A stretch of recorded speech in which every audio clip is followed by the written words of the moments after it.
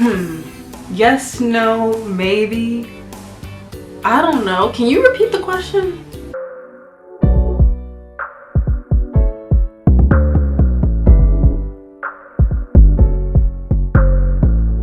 What? Oh, it's here! Maybe we should take a 5-minute break. I don't have a break. Mom made me promise not to tell you. For some reason, she was trying to protect Grandma. What does Grandma have to do with Mom being pregnant? What? You're pregnant? You're having another kid? What is wrong with you two? You don't have enough problems as it is? I can't believe you boys. This is the way you react to wonderful news? This is a blessing! You should be ashamed of yourself! Hey guys, Lizandria X here, and in today's video I'm actually going to be talking about a show that has grown so near and dear to my heart, because how authentic the show is and how good the writing is. And I love good writing, natural acting, everything is perfect. And today we're actually going to be talking about Malcolm in the Middle. Pretty sure by the thumbnail and title you know that's what we're going to be talking about. So let's get into it. So what is Malcolm in the Middle? Malcolm in the Middle is a show about a lower class family, and the third son, Malcolm, has a very high IQ, and we learn that in the very first episode when his teachers see that there's something special about him, and we see that play out throughout the rest of the show. The show is from 2000 all the way to 2006, and it ran for 7 seasons on Fox. My personal initial background with Malcolm in the Middle. This television series was actually not a part of my childhood because, well, I was born in 2004 first and foremost, but I do remember seeing this show on the TV Guide when I was on my way to go watch some Disney Channel. Like, I would see like reruns of Malcolm in the Middle, but I wouldn't watch Malcolm in the Middle. I would just see it passing by. And I would say the only real memory that I have about this show was when I was once again going to watch some like Good Luck Charlie on Disney Channel, and as I see the show on the TV Guide again, my sister pointed out saying that that lady walked around her house with no bra. As a child, that I could have cared less about that information, but now as an adult, why was my sister even watching Malcolm in the Middle in the first place that young? You know, when kids just be doing stuff they ain't got no business doing, she was doing that. But also, she was referring to the first episode of Malcolm in the Middle when Lois was around the house washing clothes. And that's when Caroline came to, you know, the front door to let her know about Malcolm's test scores. So that's pretty much my only prior knowledge about Malcolm in the Middle. But I had never actually sat down and watched an episode of Malcolm in the Middle before. So let's get into these characters, our main characters, which is the family, shall we? So Malcolm, which is our main character, the genius, snarky, arrogant, and he always has to throw a petty party for himself. I feel like Malcolm is just one of those people that, what we see in the show, my life is so hard, my life is so this, like he just can't never enjoy a moment because he's so hung up on a lot of things. Next we have Reese, the second son of the family, just mean for the sake of being mean, not liked by many but also misrepresented and misunderstood. When watching the show, I could see that if Reese just would have gotten a little more attention, I think he probably would have been a little, you know, better off. Then we have Francis, which is the eldest son, who we don't usually see in the family, and his storylines are always different in the show. In the first 2 seasons, he's a troublemaker rebelling against his mother, but he's just as misunderstood as well. And then later in the series, his character actually does fleshes out just a little bit more. We get to see a little bit more of Francis and how he goes from like this child delinquent, this who can't do anything, to actually a very reasonable and responsible adult who's just still trying to deal with his childhood issues with his mother. Then we have Dewey, and Dewey actually starts out as the cute one, but throughout the duration of the series we see how much more heart he has as opposed to his brothers, and uses all his years of torture to his advantage, and his musical prodigy as well. And I like how in the beginning of the series, how the character, he was just supposed to be the cute little boy, the 5-year-old little boy, but as the series goes on, you know, you have to flesh out someone who's growing up like that to give them more depth in the character. And I really like how the writers gave Dewey a lot of depth. He used the torture from his brothers to his advantage a lot, and like I said, he's definitely more of a more heartfelt character than honestly the rest of his family. Then we have Hal, the quirky, silly dad, but he also has heart to him as well. He's a father that is there for the kids, and I personally believe that sometimes Hal doesn't feel like he's there enough for his boys.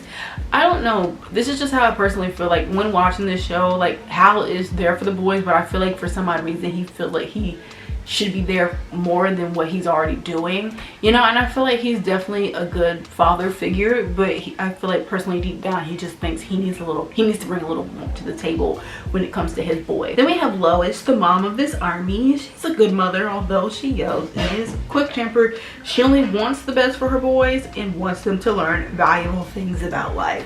And I think Lois wish she just didn't have to scream as much if the boys would just listen to her for the first time. And I think she, you know, she likes authority. She likes being, of course she's a parent, you know, you listen to authority, but at the same time it's like I feel like she wish she just didn't have to do all that yelling. Being poor or lower class, I enjoyed how this show wasn't about a typical white family in an upper middle class and having this cookie cutter life and cookie cutter life problems that only people on TV face, and honestly issues that are honestly really unrealistic to the everyday and average person. This show was representation for a lot of families actually, because not everyone's dad and mother is a lawyer and a doctor and all these rich things that can get you into these middle class families or these upper middle class houses like they have on television, you know. This show showcased the struggles of the working class. In the show, I would almost describe this family as living like paycheck to paycheck practically. Like if Lois missed like 2 days of work and Hal a day, they were going to be struggling. You know, we even see that how this affects this family when Lois gets fired and when Hal quits his job. You know, I feel like this show showcases that not everyone's life will turn out the way they imagined it to be. You just live day by day. When Frances was first born, we see in that one episode where they flash back, they lived in this nice white apartment, and it was a spacious apartment actually. You know, they were moving up in the world, but because of things happening, and Lois works at Lucky Aid only to, you know, work around the schedule with the boys. So, and that's why, and then Hal just works at this dead-end office job. So the show teaches us that you can have dreams, but sometimes those dreams may never come true, and you just have to deal with the fact that life, you know, goes on, and you just move on about your life. Let's talk about this show's comedy. Malcolm in the Middle had some very interesting takes when it came to the comedy and the humor, and honestly, it was humor that was done right. Some episodes had fallout humor, like, you know, where you're like laughing your face off. Some episodes had sarcasm, some episodes were dry, and some had surreal humor. This show honestly could cater to anyone's types of humor. Frances's story / plot lines in the show. The reason Frances isn't with the rest of the family because in the first episode, Malcolm actually lets us know that Lois sent him off to military school because of his behavior. It's interesting, I've never seen a show where a character was but also in just at the same time. Like, he wasn't a part of the family, but he was, because I mean, come on, like, that's their son. You know, he would come home from time to time, and how he would interact with his brothers was definitely different. And I think this concept worked so well because we get to see how one of Lois's boys operates in a world without her, and how the boys really need their mother's guidance but still learning more about themselves in all of it. So I'm not mad that Linwood Boomer and the team made a decision like this. Let's talk about the show's plots. Well, something I noticed in Malcolm in the Middle was that there was always at least 3 plots going on. some episodes would have even like 5 to 6 different plots. It was crazy, and it was interesting to see how those minor subplots would sometimes even make it into the main plot. The breakdown could be this. Now, disclaimer, this isn't a real episode, but I'm explaining like how it could go. So we have the A plot could be something dealing with Malcolm. Then the B plot is Lois at work. Then the C plot, and something I noticed up until about season 5, that Francis was always the C plot. He was always the C plot. Like, you could have these two plots and then bam, Francis. Francis was always the automatic C plot. I don't know why he was the automatic C plot, but it worked in practically every episode until we got to like season 5. That's when the show really started changing, because that's when they had the new baby. And the D plot, Dewey and Reese doing something. And then the E plot, which makes itself and actually into the B plot, could just be, I just titled it Hal. You know, Hal is always doing something outlandish and outrageous. And I like how the teaser of the show, like the teaser is what comes before the intro or the theme song, the theme intro, right? And in the teaser, I'm glad like the teasers never necessarily had anything to do with the plot line of the show. I just like how the teaser was technically its own thing. Awesome. Being smart doesn't always pay off. Like I said earlier, Malcolm is always throwing a pity party for himself. Malcolm believes that just because he has a high IQ, his life is supposed to go fine. But it's crazy that throughout the series, Malcolm is still having a hard time accepting that his brain doesn't always get him in sometimes. Yes, he doesn't have a rich family, but he never really learns why sometimes hard work is better than just trying to impress people with your brain. And we literally see this at the very end of the series when Lois has this monologue talking to Malcolm about his life and his indifferences and the things he struggles and faces with. And I think it's such a beautiful way. It was a beautiful way to definitely end the series when Lois was just telling Malcolm about himself practically and why things are the way they are. And even in that monologue and the acting was, everyone should have gotten an Emmy for it.